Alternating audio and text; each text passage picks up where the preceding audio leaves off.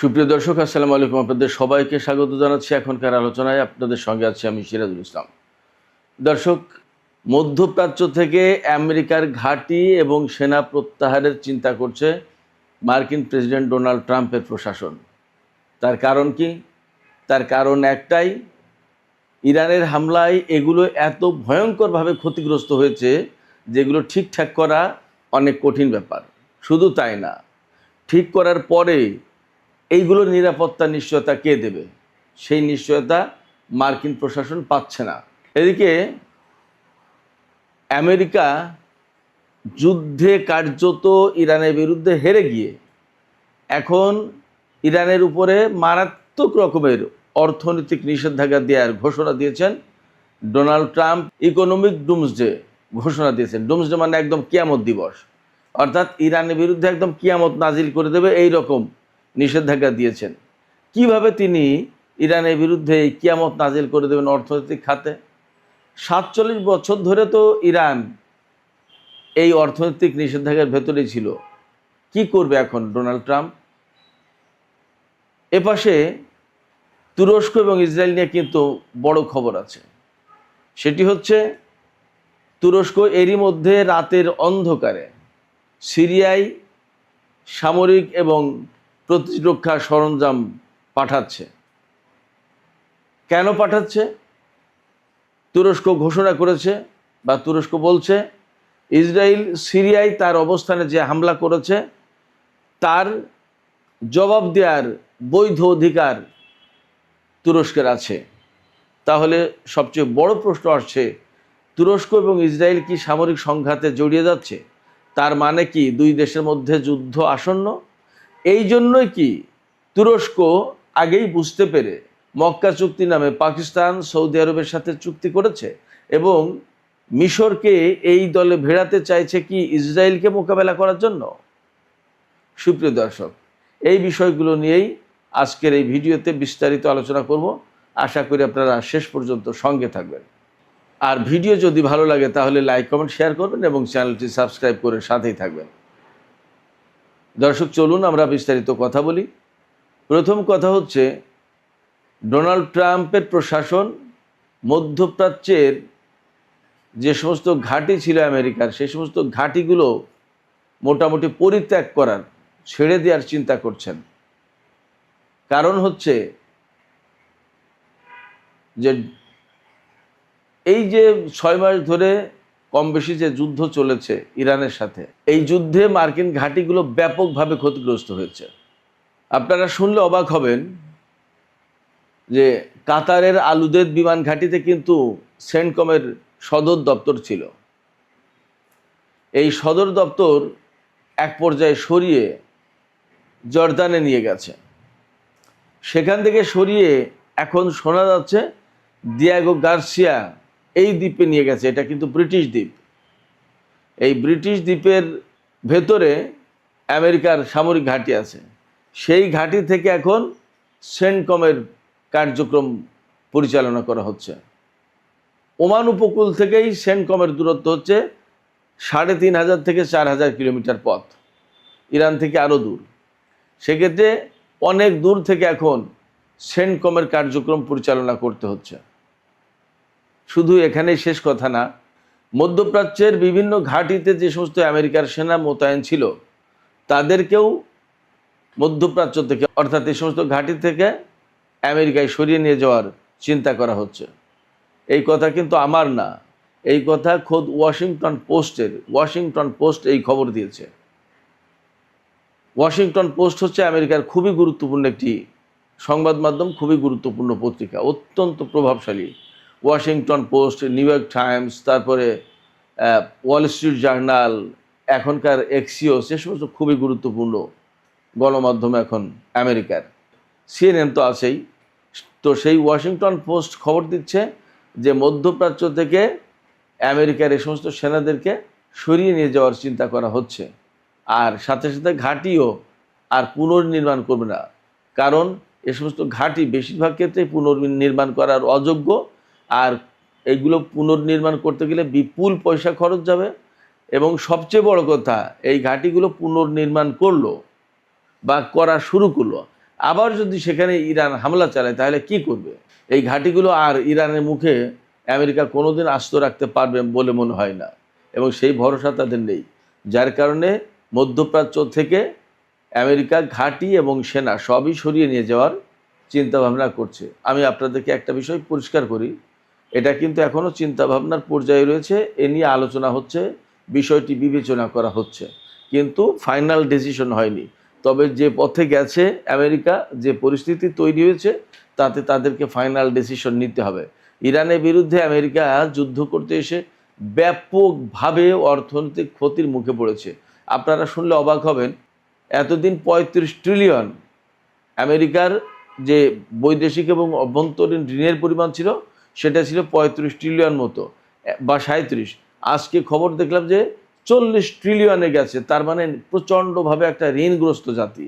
আমরা তাদেরকে দেখতে পাই বাইরে থেকে, বিরাট ব্যাপার স্যাপার, কিন্তু যারা তাদের কাছে টাকা পাবে, এই যে ঋণগুলো যারা দিয়েছে, যাদের কাছ থেকে ঋণ নিয়েছে, তারা যদি ঋণ পরিশোধের জন্য চাপ দেয়, তাদেরকে দিয়ে দিতে হয়, তাহলে আমেরিকার অর্থনীতি কিন্তু একদম জিরো হয়ে যাবে, ফতুর হয়ে যাবে, আমেরিকা ধসে পড়বে। আমেরিকা ধসে পড়লে সেই দেশগুলো তাদের পণ্য কিভাবে কোথায় বিক্রি করবে? এই ঝামেলার কারণে সরাসরি আমেরিকার কাছ থেকে পুরো টাকা তুলে নিতে পারে না, নিলে একদম বিশ্ব অর্থনীতিতে মারাত্মক ঝাঁকুনি সৃষ্টি হবে, কলাপস করবে। কিন্তু আমেরিকা ভেতরে ভেতরে কিন্তু ফাফা। যাই হোক, ইরানের সাথে যুদ্ধ করতে এসে আরও খারাপ অবস্থা তৈরি হয়েছে। তারা মনে করেছিল ভেনিজুয়েলা দখল করে ফেলেছে, বিপুল পরিমাণে তেল সম্পদ তাদের অধিকারে গেছে, এবং ইরান দখল করলে একদম পুরো বিশ্ব তাদের কবজায়, কোনো ব্যাপার না। মধ্যপ্রাচ্যে ইরানকে দখল করতে পারলে তো পুরো মধ্যপ্রাচ্য তাদের একদম পুরোপুরি কন্ট্রোলে থাকতো, বিরাট ব্যাপার। এবং চীন এখান থেকে কর দিয়ে, আমেরিকাকে কর দিয়ে চীন এখান থেকে তেল নিত, বা আরও যে সমস্ত বিষয় ছিল। তাদের পরিকল্পনা ছিল যে ২-৩ দিনের ভেতরেই পুরোটা দখল করে নিয়ে একদম মানে মৌজ করে খাবো। এবং এই একা একা খাবো বলে ডোনাল্ড ট্রাম্প ইউরোপীয় ইউনিয়নকে বলেনি, নেটো জোটকে বলেনি, কাউকেই বলেনি। একা একা মাতব্বরি করবে, একা একা বাজিমাত করবে, এবং একা একা ইরানের সম্পদ ভোগ করবে, এই ধান্দায়। কিন্তু এখন ব্যাটেল ফিল্ডে নেমে দেখে যে ঘটনা উল্টে গেছে। ওই যে আমি বলি যে মনে করেছে নরম কিছু, দিয়েছে কামড়, দেখে যে লোহার দণ্ড, দাঁত সবগুলো গেছে ভেঙে। সেই রকম একটা অবস্থা আমেরিকার। ইরানের সাথে যুদ্ধ করতে এসে দেখে যে পরিস্থিতি খারাপ। ভাই, শুধু আমেরিকা কেন, সারা বিশ্বের সব মানুষই তো প্রায় একইভাবে কথা বলেছিল যে ইরানকে তো 2 দিনের ভিতরে তুড়ি মেরে উড়িয়ে দেবে। ইসরায়েল এবং আমেরিকা যখন লেগেছে, তখন কি ইরান টিকতে পারবে? ইরানের বিমান বাহিনী নেই, নৌবাহিনী নেই, কী দিয়ে যুদ্ধ করবে, কত কিছু। এবং এই যুদ্ধকে নাম দেওয়া হয়েছিল অ্যাসিমেট্রিক যুদ্ধ, অসম যুদ্ধ।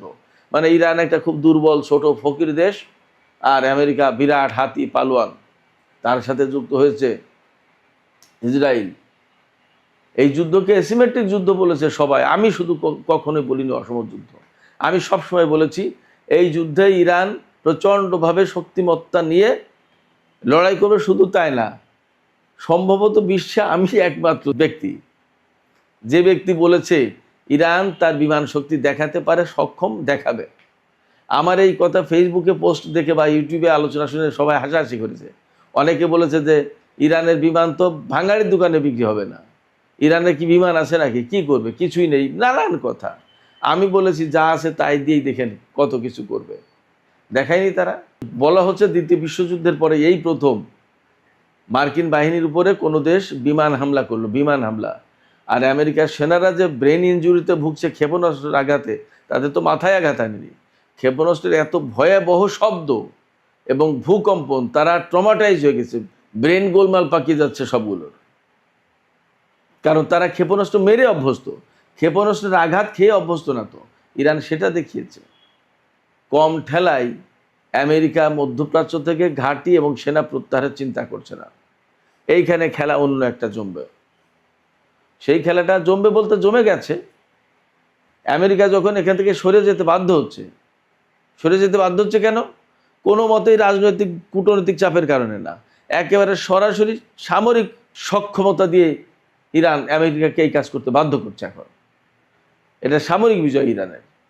তো সামরিক দিক দিয়ে যখন এই রকমের চাপ সৃষ্টি করেছে, আমেরিকাকে নতজানু করে ফেলেছে, তখন এই যে আমির উমরা সাহেব, রাজা বাদশারা মধ্যপ্রাচ্যে যারা ছিলেন এবং তাদের প্রভু আমেরিকাকে যারা এতদিন এখানে আশ্রয় দিয়েছিলেন, এবং আশ্রয় কেন, তার আমেরিকার নিরাপত্তার চাদরে তারা নিজেদেরকে আবৃত করে ফেলেছিল যে আমরা একদম সেফ, আমেরিকা আছে, সমস্ত সব কিছু তারা করবে। এখন আমেরিকা যখন চলে যাবে এখান থেকে, এই ঘাঁটিগুলোর কি হবে? এই জায়গায় সবচেয়ে বড় একটা প্রশ্ন আছে। এই যে মক্কা জোট হলো, এই মক্কা জোটের আসল উদ্দেশ্যটা কি? এই মক্কা জোট যদি ইসরায়েলকে মোকাবেলার জন্য বা আদার শক্তি, তাদের শত্রু যারা, তাদের মোকাবেলার জন্য যদি গঠন হয়ে থাকে, সেটা এক হিসাব। আর এটা যদি ইরানকে মোকাবেলার বা ইরানের সাথে যে সমস্ত প্রক্সি ফোর্স আছে তাদের মোকাবেলার জন্য হয়, তাহলে কিন্তু আর এক হিসাব। এবং তখন আমেরিকা ইসরায়েলের সাথে যুদ্ধের পরে এই জোট, যে এই জোটের সাথে ইরান এবং এই প্রক্সি ফোর্সের যুদ্ধ হবে, এটা কিন্তু অনিবার্য। ব্যাপারটা যদি এইভাবে যায়, কেন বলছি এই কথা? বলছি এই কারণে, না, এই প্রসঙ্গটা আমি রাতের ভিডিওতে আলোচনা করি। মক্কা জোটের সাথে ইরানের কেন সংঘাত অনিবার্য হয়ে উঠতে পারে, আমি সেই প্রসঙ্গটা রাতের ভিডিওতে আলোচনা করি। এখন আর এদিকে যাব না, আমি ইসরায়েল এবং তুরস্ক প্রসঙ্গটা বলি। আর এর আগে আমেরিকা যে ইরানের উপরে ইকোনমিক ডোমসডে ঘোষণা করেছে, সেইটা নিয়ে একটু ছোট্ট করে আলোচনা করে তুরস্ক ইসরায়েল আলোচনা করে শেষ করব এখনকার ভিডিও। ডোনাল্ড ট্রাম্প ইরানের বিরুদ্ধে ইকোনমিক ডোমসডে ঘোষণা করেছে। ইকোনমিক ডোমসডে ঘোষণার মানে কি? এর মানে হচ্ছে যে ইরান কোনোভাবেই কারোর সাথে কোনো ব্যবসায়িক লেনদেন, কোনো আর্থিক লেনদেন পৃথিবীর কোনো দেশের সাথে করতে হবে না। আমেরিকা বলেছে ইরানের সাথে কোনো দেশ যদি সামান্যতম বাণিজ্য লেনদেন এই সমস্ত করে, অর্থনৈতিক কর্মকাণ্ড পরিচালনা করে, তার বিরুদ্ধে নিষেধাজ্ঞা দেওয়া হবে। এখন বিশ্বের বহু দেশ যদি মিলে বলে যে না, আমরা আমেরিকার এই কথা মানব না, আমাদের প্রয়োজনে ইরানের সাথে আমাদের লেনদেন করতে হবে, আমরা করব, তাহলে আমেরিকা কি করবে? যদিও এই ব্যাপারটা একদম সহজ না, এইটা বলবে না অনেকেই, কারণ পৃথিবীতে আমেরিকাকে উপেক্ষা করা বা আমেরিকার চোখে চোখ রেখে কথা বলার সাহস খুব কম দেশের নেতার, কম দেশের আছে, কম দেশের সরকারের আছে, যার কারণে তারা এই কথা বলতে পারবে না। তারা মুখে এক কথা বলবে আর অন্তরে আর এক কথা পুষে রাখবে। অন্তরে আমেরিকাকে ঘৃণা করবে, কিন্তু মুখে তার সাথে ঠিকই বন্ধুত্ব রাখবে। এগুলো হলো দ্বিচারিতা, ইসলামী পরিভাষায় মুনাফিকি বলা হয় সম্ভবত। যাই হোক, এটা শুধু মুসলিম দেশগুলো করছে না, হিন্দু, মুসলিম, বৌদ্ধ, খ্রিস্টান সবাই করছে। আমেরিকার সাথে সম্পর্ক রেখে তাদেরকে চলতে হবে। তবে আমি আপনাদেরকে বলি, আমার বিশ্বাস যে সামনে যে ব্রিক্স সম্মেলন বা এর আগেও জরুরি পরিস্থিতিতে হয়তো অনেকে মিটিং করতে পারে বা ভেতর ভেতর আলাপ আলোচনা করতে পারে, ইরানকে পৃথিবীর অনেক দেশ এখন আর মাইনাস করবে না, তারা লেনদেন করবে। চীন তো কিছুদিন আগেই বললো, আমি ইরানের সাথে কি করব না করব, কোনটা লেনদেন করব কোনটা করব না, সেটা আমার ব্যাপার, তুমি তো ডিকটেট করতে পারো না। এবং চীন তো আমেরিকার কথাই চলে না। আমেরিকা কি টাকা দিয়ে চীনের অর্থনীতি পরিচালনা করে যে চীন তার কথা মতো চলবে? চীন তার প্রয়োজন মতো সিদ্ধান্ত নেবে যে আমি কার সাথে লেনদেন করবো, কার সাথে করবো না, কার সাথে কতটুকু লেনদেন করব, কতটুকু করবো না। বিশ্বের প্রত্যেকটি রাষ্ট্রকে আমেরিকা এইভাবে জোর করে বাধ্য করতে পারে না, এটা কোনো আইন হতে পারে না। এবং সবচেয়ে বড় কথা কি, এই যে অর্থনৈতিক নিষেধাজ্ঞা এইভাবে দিল বা দিচ্ছে, তারা কতটুকু বাস্তবায়ন করতে পারবে এবং ইরান মরে যাবে নাকি টিকে থাকবে, সে প্রশ্ন তো আছে। 47 বছর ধরে ইরান যেহেতু আমেরিকার নিষেধাজ্ঞার ভেতরে ছিল, সারা বিশ্ব একসময় ইরানকে বয়কট করেছিল। এখন তো অনেক দেশ ইরানের সাথে লেনদেন করে সুখী হয়, খুশি হয়, সেই অবস্থা নেই। যাই হোক, তো ইরান নিশ্চয়ই টিকে যাবে, টিকতে পারবে। কিন্তু প্রশ্ন হচ্ছে যে এই যে আমেরিকা ইরানের উপরে এভাবে ভয়ঙ্কর নিষেধাজ্ঞা দিল, এই নিষেধাজ্ঞা দেওয়ার মানে কি? এই নিষেধাজ্ঞা দেওয়ার মানে হচ্ছে ইরানের জনগণ, শিশু, নারী, বৃদ্ধ, ইরানে তো সব মুসলমান না, খ্রিস্টান, ইহুদিও তো আছে, তারা সবাই যাতে না খেয়ে মরে, ব্যাপারটা তো এই। তো একটা দেশের জনগণকে না খেয়ে মারার ব্যবস্থা করার, উদ্যোগ নেওয়ার অধিকার বিশ্বের কোনো আইন দিতে পারে? এটা কেমন কথা? এটা কেমন আইন, কেমন মানবতা? তারা গণতন্ত্রের কথা বলে, তারা মানবতার কথা বলে, তারা মানুষের অধিকারের কথা বলে। এই কি মানবতা, এই কি গণতন্ত্র, এই কি মানুষের অধিকার? এই প্রশ্ন রেখে আমি ইসরায়েল এবং তুরস্ক প্রসঙ্গে চলে যাচ্ছি। তুরস্ক থেকে বলা হচ্ছে ইসরায়েল সিরিয়ায় তুরস্কের যে অবস্থানে হামলা চালিয়েছে, এই হামলাটা মূলত তুরস্কের উপরেই হামলা, এবং এই হামলার জবাব দেওয়ার বৈধ অধিকার রাখে তুরস্ক। তুরস্ক মনে করছে তার লোকজন, তার লজিস্টিক সাপোর্ট সিরিয়ার বিমানবন্দরে ছিল এবং সেখানে সেই বিমানবন্দর রিবিল্ডিং, পুনর্গঠনের কাজ করছে তুরস্ক। সেখানে যে সমস্ত যন্ত্রপাতি, কলকবজা, লোকজন যা ছিল সমস্ত সবকিছু তুরস্কের। সেখানে হামলা মানে তুরস্কের উপরেই হামলা। তো নিজের আত্মরক্ষার অধিকার তুরস্কের যেহেতু আছে, তুরস্ক সেই জায়গা থেকে বলছে যে আমি এই হামলার জবাব, এই হামলার প্রতিক্রিয়া দেখানোর অধিকার রাখি এবং আমরা দেখাবো। এবং আমি একটা ভিডিও ফুটেজেই দেখলাম, এটা বাইরের কোনো প্রচারণা নাকি আমি জানি না, বাট দেখলাম যে রাতের অন্ধকারে তুরস্ক সিরিয়ায় সামরিক সরঞ্জাম, প্রতিরক্ষা সরঞ্জাম এগুলো পাঠাচ্ছে এবং বলা হচ্ছে তুর্কি গোয়েন্দা সংস্থার তত্ত্বাবধানেই এই কাজগুলো করা হচ্ছে। এবং এখান থেকে ধারণা করা হচ্ছে বা বলা হচ্ছে যে তুরস্ক ইসরায়েলের বিরুদ্ধে একটা প্রতিশোধমূলক হামলা চালাতে পারে, বা ইসরায়েল যদি তুরস্কের বিরুদ্ধে আবার নতুন করে হামলা চালায় তা প্রতিরোধ করার জন্য এই সামরিক শক্তি সঞ্চয় করছে সিরিয়াতে। এবং চলতি মাসের শেষ দিকে তুরস্কের 4 দেশের বৈঠক আছে। গতকালকেই দাওয়াত দিয়েছে বিভিন্ন দেশের পররাষ্ট্রমন্ত্রীকে, পাকিস্তানের পররাষ্ট্রমন্ত্রীকে, মিশর, সৌদি আরবের পররাষ্ট্রমন্ত্রীকে। এই 4 দেশ হলো তুরস্ক, সৌদি আরব, মিশর এবং পাকিস্তান।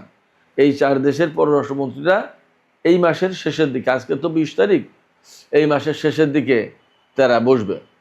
ধারণা করা হচ্ছে এর ভেতরে যদি ইসরায়েলের সাথে তুরস্কের বড় ধরনের কোনো সংঘাত না শুরু হয়, তাহলে ওই বৈঠকে ইসরায়েল তুরস্কের যে বর্তমানের যে উত্তেজনা, এই সমস্ত বিষয় নিয়েও আলোচনা হবে।